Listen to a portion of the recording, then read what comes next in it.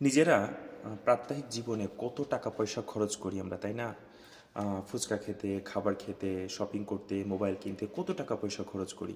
কিন্তু নিজের ব্যক্তিত্বকে ডেভেলপমেন্ট করার জন্য, নিজের আত্মোন্নয়নের জন্য, নিজেকে ভবিষ্যৎ সময়ের সাথে প্রতিযোগিতায় অংশগ্রহণ করানোর জন্য, অথবা নিজের যে উন্নতি প্রয়োজন লাইফে, সেই সমস্ত জায়গাগুলি কিভাবে উন্নয়ন করা যেতে পারে তার জন্য প্রয়োজন আসলে দক্ষ প্রশিক্ষণ, স্কিল ডেভেলপমেন্ট, অথবা নিজের মেধা প্রজ্ঞাকে আরও বেশি মানে ঝালাই করে নেওয়া, অথবা বলি যে আরও বেশি ট্যাক্টফুলি কীভাবে নিজেদেরকে ইউজ করতে পারি ভবিষ্যৎ উন্নয়নের জন্য।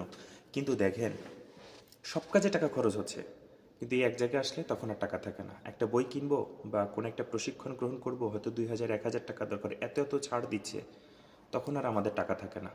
টাকা থাকে দেখবেন যে অনেক কষ্ট করে, আমি যেটা ডাইরেক্টলি বলি যে কামলা দিয়ে হলেও দেখা গেছে যে 10-20 হাজার টাকা জমা আগে একটা ফোন কিনতেছি, ফোনের ফিচারগুলি শিখতেছি না। কিন্তু এটা না করে যদি ফোনটা 20,000 টাকা না নিয়ে 12,000 টাকা দিও নিই এবং 8,000 টাকা নিজের ডেভেলপমেন্টের জন্য দেখা গেছে ওই ফোনের উপরে কিছু প্রশিক্ষণ গ্রহণ করি, তাহলে এই মডার্ন ফোনগুলি সম্পর্কে আমরা অনেক বেশি জানতে পারবো।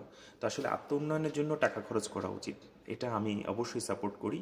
কারণ আমি নিজে যদি প্রশিক্ষিত হই, নিজে যদি শিক্ষিত হই, নিজের মেধা প্রজ্ঞাকে যদি কাজে লাগাতে পারি, তাহলে সময়ের সাথে নিজেকে তাল মেলাতে পারবো। একই সাথে আমার ভাগ্যের যে একটা পরিবর্তন, স্বাভাবিক যে পরিবর্তন উন্নয়নের দিকে, সেটা অনেক সুন্দরভাবে আমার জন্য কাজে লাগবে। ধন্যবাদ সবাইকে।